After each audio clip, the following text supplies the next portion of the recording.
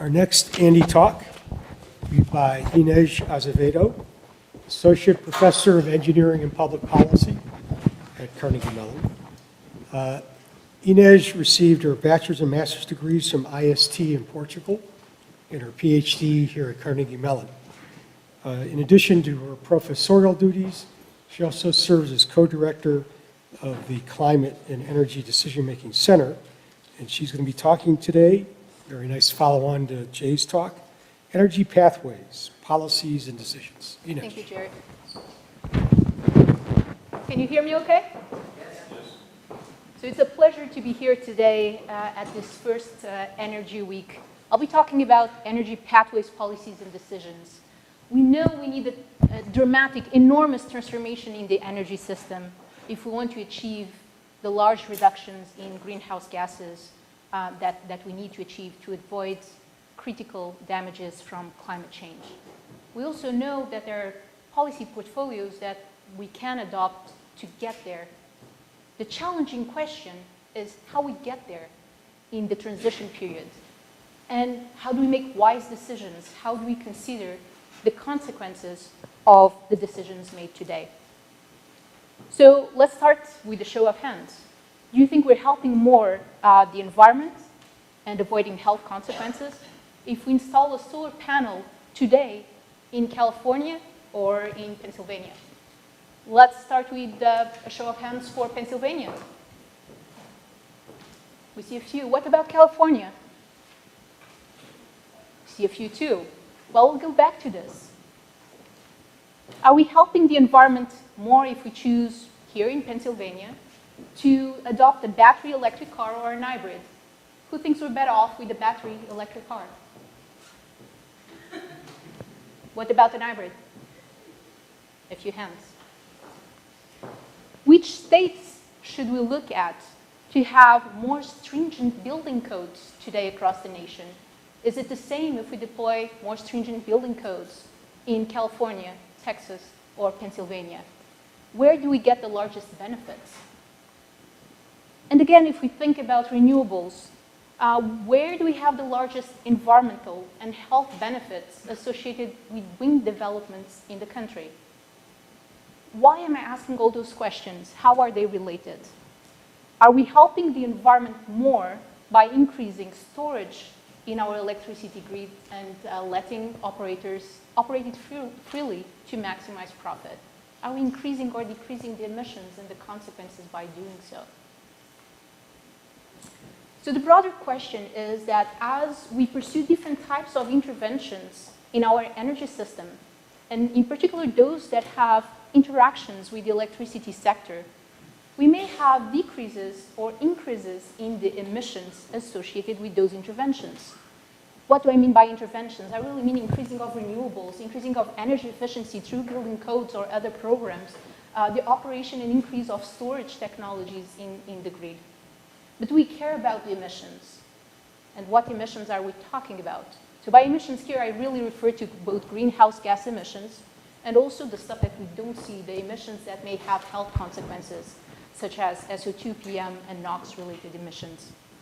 But we don't care about the quantity of those emissions. We care about the damages induced by those emissions, the consequences of the emissions.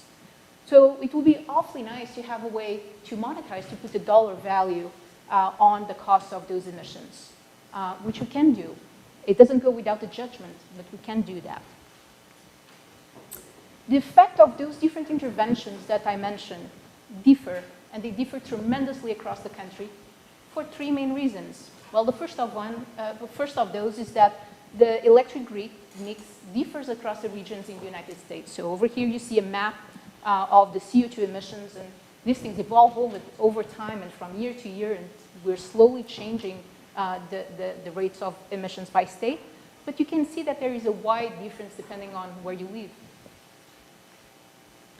Those emissions also change over time and in different temporal aspects, not only year to year, but between the same day, the generator that is going to be at the margin providing the power is going to differ. The second important thing is that the interventions will have different consequences because the damages from criteria pollutants, so the PM, the NOx, the SO2, on your health and on environmental effects are going to vary tremendously across the country depending on where you are. So here in this map, we're looking at the same ton of SO2, and we're looking at the damages for health and environmental consequences across different counties in the country. And you can see that they vary from something like $1,000 per ton of SO2 to $15,000 per ton of SO2 or more.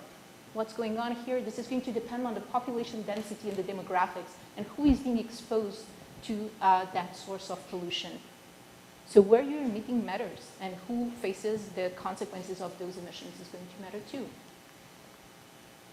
And finally, the effects of those interventions are going to differ because of behavior. Behavior both on the side of the producers and the system and how it reacts to having more solar or wind in the grid, but also behavior in the way we use the energy services. For example, in concerning transportation, the number of miles that we drive, how we drive, where we drive. So let's look at a few examples of those consequences. We're going to look at solar, we're going to look at wind, and then a case for transportation. So let's look at solar PV first.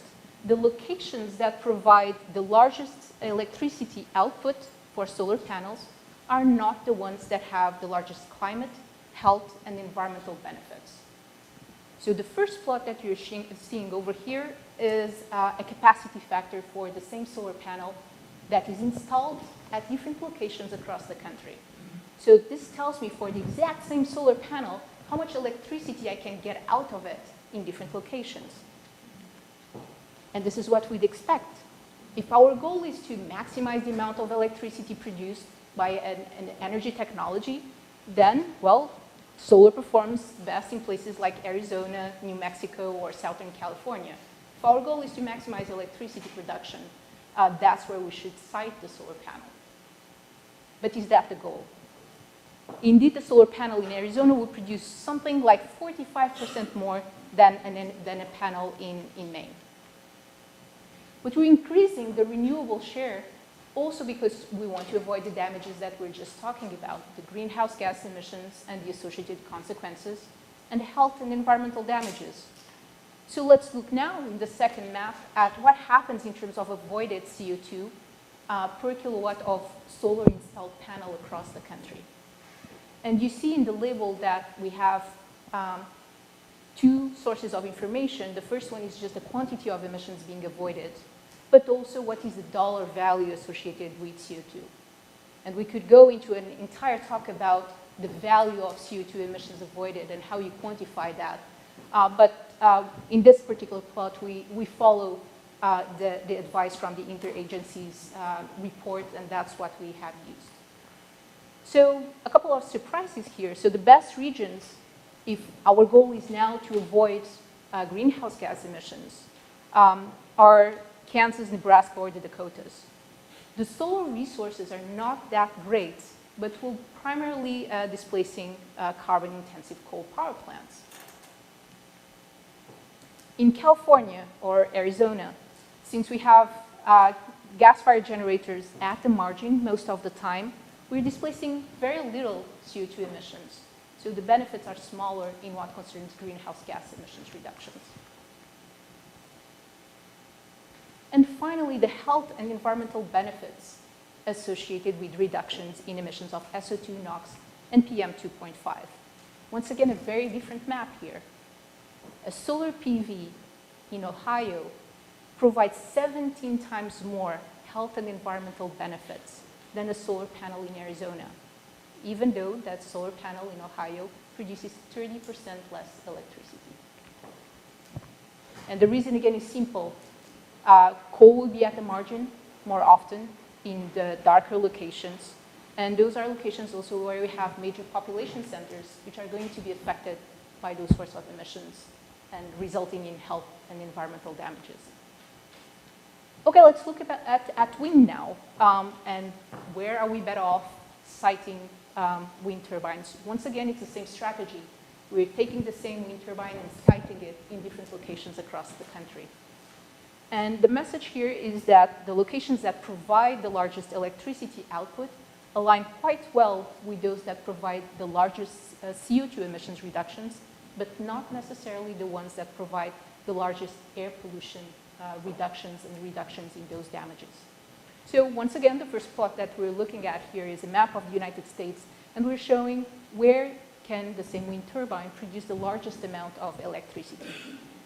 So from an energy standpoint, the wind turbines would perform the best in the Great Plains through Texas, and capacity factors here are quite high, reaching 40%. Let's now look at the CO2 emissions avoided in the second map. And in this case, we do see that some of the locations do overlap. For example, in the Midwest, where wind resource is excellent and will be displacing right now coal-fired generators. But once again, we see a different message if we care the most about the health and environmental damages that are being displaced.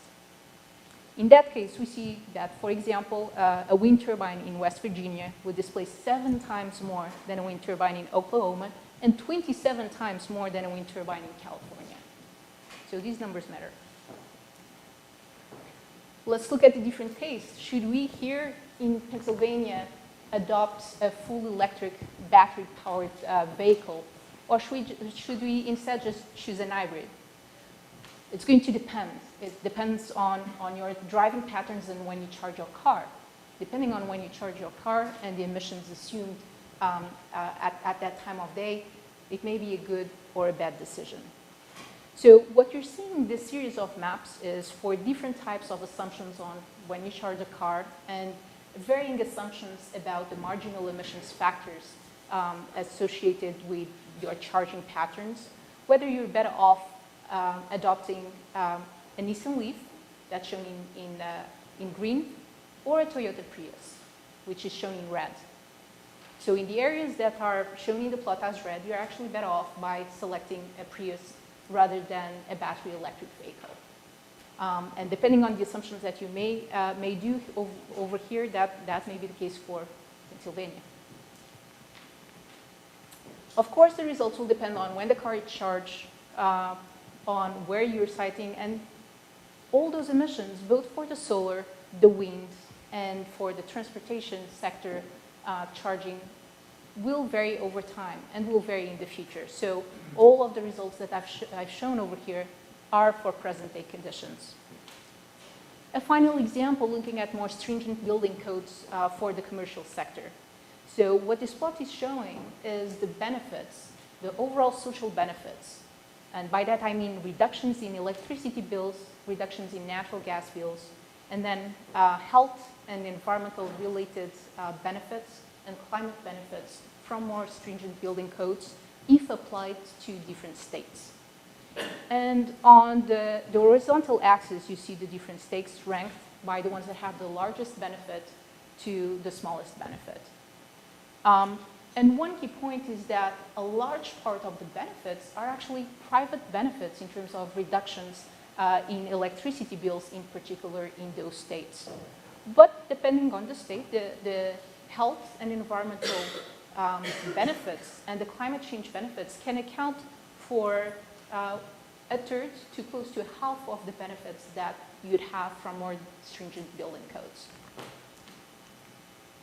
So a couple of final notes. There is no doubt, and the message is not that a major transition is not needed. It is needed. It is needed in virtually every state towards low carbon energy sources and a more efficient use and supply of energy services.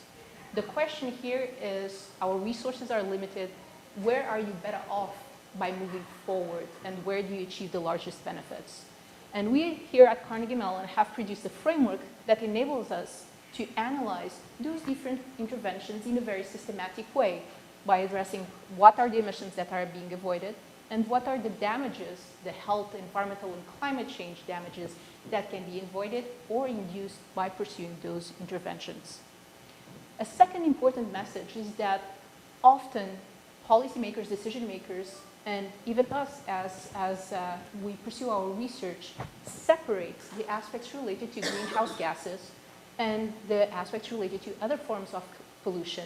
But indeed, it makes sense if we want to provide fully sustainable solutions to look at those together, since there may be co-benefits or trade-offs as we look at the different types of interventions in what concerns climate change and health and environmental consequences.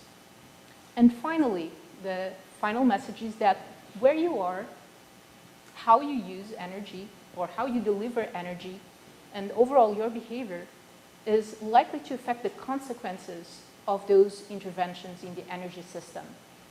And actually in ways that may revert the decision from being a good one to being a bad one. So when we look at those sorts of strategies, we cannot look at the nation on averages, but we need really to look at the specific regional and behavioral context so that the solutions that are the best for California may not be the same that are the best ones for Pennsylvania. Thank you.